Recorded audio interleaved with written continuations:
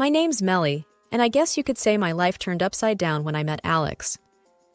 We clicked instantly at the accounting firm where we both worked, and before I knew it, we were planning a wedding. I was over the moon, of course, but meeting his family, that was a whole different ballgame. Alex always talked about his mom, Mrs. Donovan, with such admiration.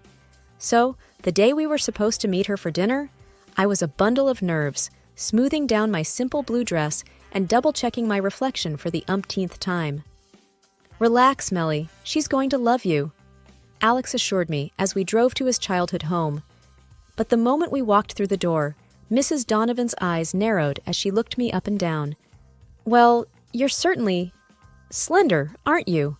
she remarked, her tone cool. I tried to laugh it off. "I guess I am. Never been much of an eater." Mrs. Donovan hummed, her expression unreadable. "I hope you're taking care of yourself. A woman should have some robustness, you know." Alex, bless him, jumped in. "Mom, Melly's just fine. She's healthy."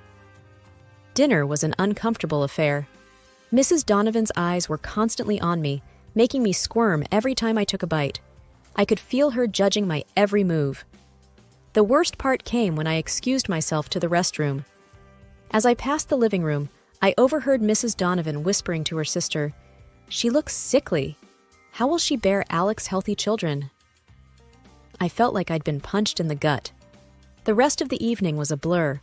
I barely touched my food and struggled to keep a smile plastered on my face.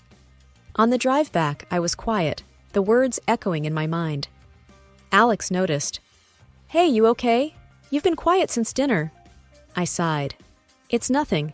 Just tired, I guess." But inside, I was reeling. Mrs. Donovan's words had cut deeper than I wanted to admit.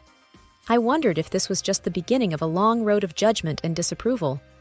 Little did I know, it was only the tip of the iceberg. As the days turned into weeks, the dinners at Mrs. Donovan's became a regular ordeal. Each invitation felt like a summons, each meal a trial. Alex, ever the optimist, kept reassuring me that things would get better, but they only seemed to worsen. One particular evening stands out in my memory. We arrived at Mrs. Donovan's to find an even more extravagant spread than usual. The dining table was overflowing with dishes, rich gravies, fatty roasts, and sides heavy with butter and cream. As soon as we sat down, Mrs. Donovan was on the offensive. "Melly, you look even thinner than last time. You really should eat more," she said, piling my plate high with food. I tried to protest. "Oh, Mrs. Donovan, this is too much. I really can't." "Nonsense," she cut me off. "You need to build some strength, dear. Especially if you and Alex are planning a family." I forced a smile and took a bite. Mrs. Donovan's eyes flickered with something like triumph. I glanced at Alex, hoping for some support, but he just shrugged apologetically. I felt my stomach knot up, not just from the rich food, but from the undercurrent of criticism in her words. Dinner progressed with painful slowness. Mrs. Donovan kept pushing more food my way, commenting on every bite I took, or didn't take. "You know, Melly, a good wife should know how to cook hearty meals. It's important for a family." I felt a sting at her words. "I do cook, Mrs. Donovan, but I prefer healthier options." She scoffed. "Healthy is fine, but this," she gestured at my barely touched plate, "is just pickiness. You're setting a bad example." By the end of the meal, I was both nauseous and seething with anger. The drive home was tense. I couldn't hold back anymore. "Alex, your mom's comments are really hurtful. It's like she's constantly judging me." Alex was silent for a moment before responding. "I know, Melly. I'll talk to her, okay? I'm sure she doesn't mean it the way it sounds." But a part of me doubted that anything would change. Mrs. Donovan had made her feelings clear, and no amount of talking seemed to soften her stance. Each subsequent dinner only reinforced my feelings of inadequacy. Mrs. Donovan's remarks became more pointed, her scrutiny more intense. "Melly, are you avoiding my food deliberately? You barely eat anything I make." I tried to explain. "It's not that, Mrs. Donovan. Your food is very rich, and it doesn't always agree with me." She tutted disapprovingly. "A little discomfort is nothing. You need to eat more, put on some weight. It's not healthy to be so thin." Her words echoed in my head long after each dinner, amplifying my insecurities and doubts. The thought of facing another meal at her house filled me with dread. My relationship with Alex was strong, but the shadow of his mother's disapproval loomed over us, a constant, unsettling presence. As I lay awake many nights, I wondered how long I could endure this. The discomfort in my stomach after each meal was a stark reminder of the growing discomfort in my heart. I felt like an outsider, unwelcome and misunderstood, and I couldn't help but worry about the future of our relationship under the weight of his mother's judgment. As the days rolled into weeks, my unease around Mrs. Donovan turned into outright dread. The constant scrutiny, the endless comments about my weight and eating habits, it was all becoming too much. So I made a decision, one that I knew wouldn't sit well with her. I started avoiding meals at her house. The next time Alex mentioned going over for dinner, I hesitated before speaking up. "Alex, I don't think I can go tonight." He looked surprised. "Why not? Mom's making that roast you liked." I took a deep breath. "It's not about the food. It's... Your mom makes me uncomfortable. I can't keep pretending it's okay." Alex's face fell. "Melly, she's just trying to be caring in her own way. She doesn't mean to upset you." I shook my head, frustration building up. "It's not caring, Alex. It feels like she's attacking me, always commenting on how I look, what I eat. I can't deal with it anymore." We left it at that, but I could tell Alex was torn. He wanted to keep the peace, but I needed him to understand my side. The next family dinner I missed set off a real storm.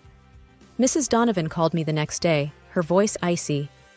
"Melly, I noticed you didn't grace us with your presence last night. Is everything all right?" I tried to keep my tone neutral. "Yes, Mrs. Donovan, I just wasn't feeling up to it." There was a sharp intake of breath on the other end. "Not feeling up to it? You do realize it's rude to decline family dinners without a good reason. You're part of this family now, or so I thought." Her words stung, and I felt my patience snap. "With all due respect, Mrs. Donovan, being part of this family shouldn't mean I have to endure being criticized all the time." There was a moment of stunned silence before she retorted, "Criticism? I'm merely concerned about your health, Melly. A wife should be strong, healthy. I'm worried you're not suitable for Alex." That hit a nerve. "Suitable? I love Alex and he loves me. That's what matters, not your opinion on my health." The conversation ended soon after, but the damage was done. The rift between us grew wider, deeper. Alex tried to mediate, but his attempts only made things worse. One evening, as we sat quietly in our living room, he broached the subject. "Melly, I spoke to Mom. She's really upset. She thinks you're avoiding her." I let out a bitter laugh. "Avoiding her? She's been nothing but harsh and judgmental since day one. What does she expect?" Alex ran a hand through his hair, looking exasperated. "She's my mom, Melly. I can't just ignore her. Can't you two try to work things out?" I looked at him, feeling a mix of anger and sadness. "Alex, it's not about working things out, it's about respect. She doesn't respect me, and I don't know if I can keep pretending it doesn't hurt." The wedding day was supposed to be the happiest day of my life, and it was, at least until the reception. Everything was perfect. The ceremony, the vows, Alex looking at me like I was the only one in the room. But then, at the reception, everything changed. I remember holding a glass of wine, the same wine everyone else was drinking. It tasted a bit off, but I figured it was just nerves. I took a sip, and that's the last thing I remember before waking up in a stark, white hospital room. Confused and groggy, I tried to sit up. That's when I heard them, Alex and his mom, just outside my room. Mrs. Donovan's voice was sharp. "See what I mean, Alex? She can't even handle a simple toast. She's too weak, too fragile for our family." I felt a pang of hurt, but I was too weak to respond. Alex's voice, full of worry, cut through. "Mom, stop it. This isn't the time. We don't even know what happened." I wanted to shout, to tell them I was okay, that I wasn't weak, but my voice was a mere whisper. Then the door opened, and a doctor walked in, a serious look on his face. "Mrs. Donovan," he said, addressing me, "you gave us quite a scare. We found traces of a sedative in your system. Did you take anything before the ceremony?" I shook my head weakly. "No, nothing. Just the wine. The doctor frowned. The wine? But no one else had this reaction. It's very unusual. Alex stepped in, his face etched with concern. Doctor, are you saying someone might have tampered with her drink? The doctor hesitated. It's a possibility we can't ignore. We'll need to run some more tests. I lay there, stunned. Someone had drugged me? On my wedding day? But who? And why? As the doctor left to arrange the tests, Alex came to my side, taking my hand. Melly, I'm so sorry. I can't believe this is happening. I tried to smile, to reassure him, but my mind was racing. The only thing I could taste was the bitterness of the wine and Mrs. Donovan's harsh words echoing in my head. That night in the hospital, I couldn't sleep. The realization that someone might have deliberately hurt me was terrifying, and the worst part was not knowing who or why. I looked over at Alex, asleep in the chair next to my bed, and felt a wave of sadness. Our wedding day was supposed to be about us, our love. Instead, it ended with me in a hospital bed, surrounded by suspicion and fear. Back home from the hospital, I was a bundle of nerves. The thought that someone had drugged me at my own wedding was like a dark cloud hanging over me. And deep down, I had a gnawing suspicion about who it might be. One evening, I couldn't hold it in any longer. Alex and I were sitting in the living room, the TV playing some show neither of us was watching. I turned to him, my voice shaky. Alex, I need to talk to you about something serious. He muted the TV, looking concerned. What's up, Melly? I took a deep breath. I've been thinking about what happened at the wedding, and I can't shake off the feeling that your mom might have had something to do with it. Alex's face changed instantly. What? Melly, that's crazy talk. Why would you even think that? I could feel my frustration mounting. Think about it, Alex. All those comments, the way she's always on my case. And then I suddenly fall ill after drinking wine that tasted odd? It's not that far-fetched. Alex stood up, pacing the room. Melly, you're talking about my mom. She can be tough, sure, but she wouldn't do something like that. You're letting your imagination run wild. I stood up too, my voice rising. Am I, Alex? Or have you just been turning a blind eye to all the things she's said and done? Can't you see she doesn't like me? He stopped pacing, looking pained. Melly, this is serious. Accusing someone of drugging you, that's a big deal. You can't just throw around accusations without proof. I felt tears prick my eyes. I thought you'd at least consider what I'm saying, but it seems like you'll always take her side.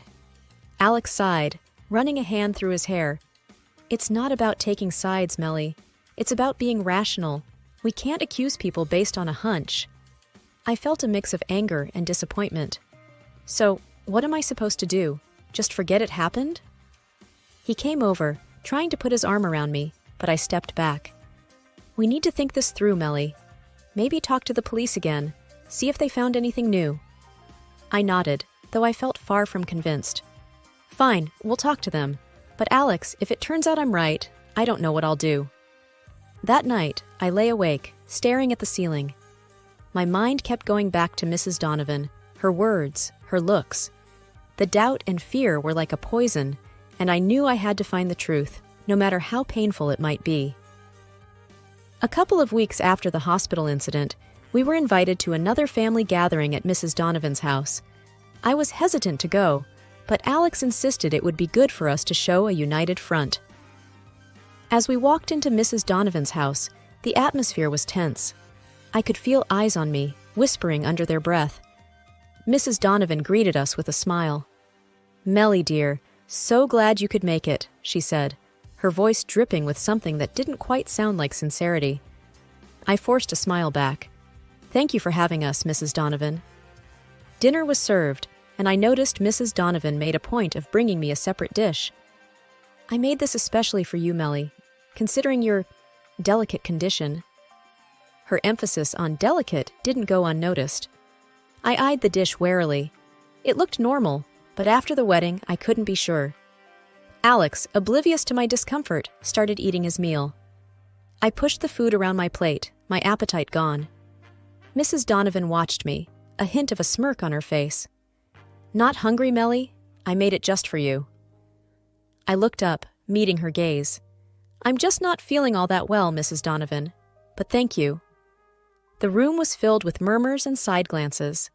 I could feel the weight of everyone's eyes on me, judging, questioning. Alex, noticing my discomfort, leaned in.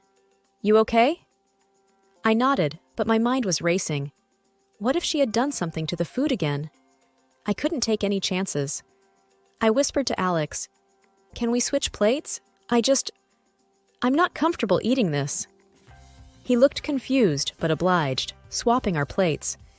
As he reached for a bite of my food, Mrs. Donovan's hand shot out, stopping him. No, Alex, don't! She exclaimed, her voice laced with panic. The room went silent.